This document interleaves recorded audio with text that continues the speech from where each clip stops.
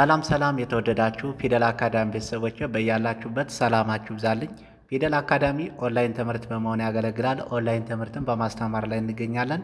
የምናስተምራቸውም አማርኛ፣ እንግሊዝኛ፣ ሂሳብ እንዲሁም ሌሎችን ተዛማጅ ያላቸውን ትምህርቶች እያስተማርን እንገኛለን።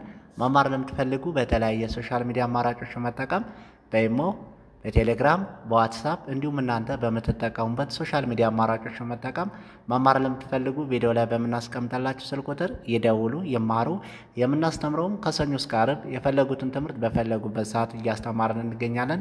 እንግዲህ በዛሬው ትምህርታችን አጫጭር አረፍተ ነገሮችን፣ አጫጭር ቃላቶችን እንዴት አድርገን ነው በቀላሉ መንገድ ማንበብ መጻፍ የምንችለው? ብዙውን ጊዜ ፊደላትን ወይም ሆሄያትን ለይታችሁ አገጣጥማችሁ ለማንበብ ለመጻፍ ትቸገራላችሁ። ነገር ግን በቀላሉ መንገድ እንዴት አድርገን እናነባለን እንጽፋለን የሚለውን ትምህርት ዛሬ እንማማራለን ማለት ነው። ለዚህ ቪዲዮ አዲስ ለሆናችሁ ላይክ፣ ሼር፣ ሰብስክራይብ፣ ኮሜንት እያደረጋችሁ ቪዲዮ እስከ መጨረሻ ድረስ አብራችሁን በመከታተል አብራችሁን ቆዩ።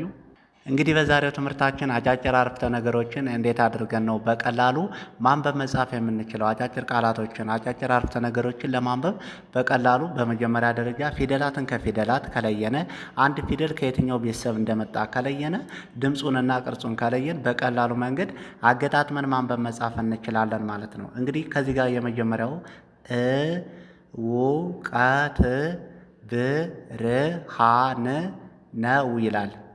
ጠቅለል ስናደርገው እውቀት እውቀት ብርሃን ነው። በአንድ ላይ እውቀት ብርሃን ነው ብለን በቀላሉ መንገድ በዚህ መልኩ ማንበብ መጻፍ እንችላለን። እውቀት ብርሃን ነው። ሁልጊዜም ቢሆን እውቀት ብርሃን ነው ማለት ነው። እውቀት ብርሃን ነው ብለን እናነባለን። ቀጣይ ደግሞ ትዕግስት ኃይል ነው። በአንድ ላይ ጠቅለል ስናደርገው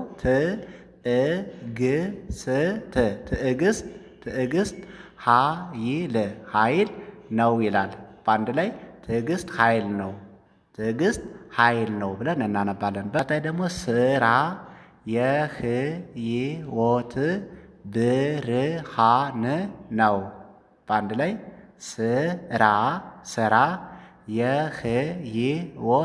የህይወት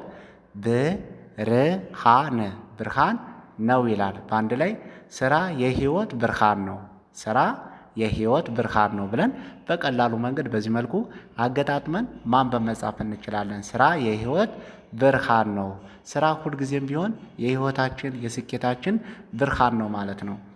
ቀጣይ ደግሞ ከጨለማ በኋላ ብርሃን አለ።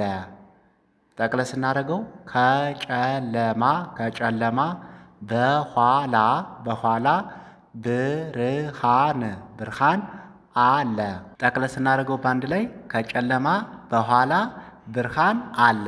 ከጨለማ በኋላ ብርሃን አለ ብለን በቀላሉ መንገድ በዚህ መልኩ እናነባለን። ከጨለማ በኋላ ብርሃን አለ። ሁልጊዜም ቢሆን ታግሰን የምናሳልፋቸው ነገሮች ከጨለማ በኋላ ብርሃን እንዳለ ማሰብ አለብን ማለት ነው። ከጨለማ በኋላ ብርሃን አለ ብለን እናነባለን በቀላሉ መንገድ። ቀጣይ ደግሞ የዛሬ ላብ የነገ ውጤት ነው። ጠቅለል ስናደርገው የዛሬ ላብ የነገ ውጤት ነው ይላል። በአንድ ላይ ስናነበው የዛሬ ላብ የነገ ውጤት ነው ማለት ነው። እንግዲህ ዛሬ ላይ ጠንክረን የምንሰራው ነገር፣ ዛሬ ላይ ተግተን የምንሰራው ነገር የነጋችን ምንድን ነው? ውጤት ነው ማለት ነው። የዛሬ ላብ የነገ ውጤት ነው ብለን በቀላሉ መንገድ በዚህ መልኩ አገጣጥመን ማንበብ መጻፍ እንችላለን ማለት ነው።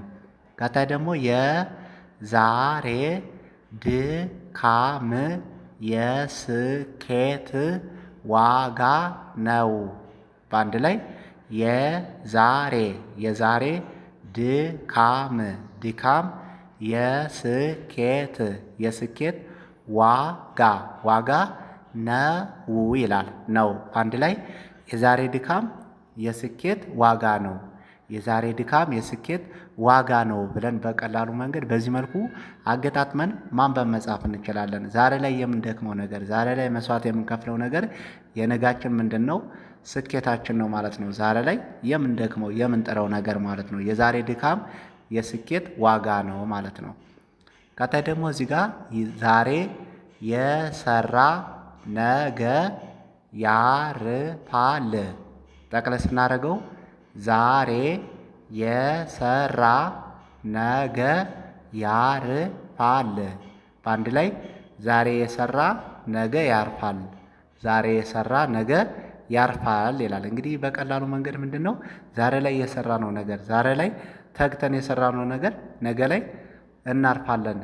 ዛሬ ስኬታማ የሆነው ነገር ለነጋችን ጥሩ ህይወታችን ነው ማለት ነው። ዛሬ የሰራ ነገ ያርፋል ብለን በቀላሉ መንገድ በዚህ መልኩ አገጣጥመን ማንበብ መጻፍ እንችላለን ማለት ነው። ቀጣይ ደግሞ የሚተጋ እጅ ፍሬ ያፈራል።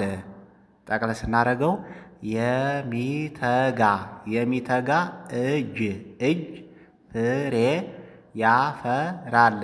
ፍሬ ያፈራል። በአንድ ላይ ስናነበው የሚተጋ እጅ ፍሬ ያፈራል፣ የሚተጋ እጅ ፍሬ ያፈራል ብለን በቀላሉ መንገድ በዚህ መልኩ አገጣጥመን ማንበብ መጻፍ እንችላለን። የሚተጋ እጅ ፍሬ ያፈራል። ሁልጊዜም ቢሆን የሚሰራ ሰው፣ የሚሰራ እጅ፣ የሚተጋ ጠንካራ የሆነ ሰው ፍሬ ያፈራል ማለት ነው። የሚተጋ እጅ ፍሬ ያፈራል ብለን በቀላሉ በዚህ መልኩ አገጣጥመን ማንበብ መጻፍ እንችላለን ማለት ነው። ቀጣይ ደግሞ የሚታገስ ሰው ያሸንፋል። ጠቅለል ስናደርገው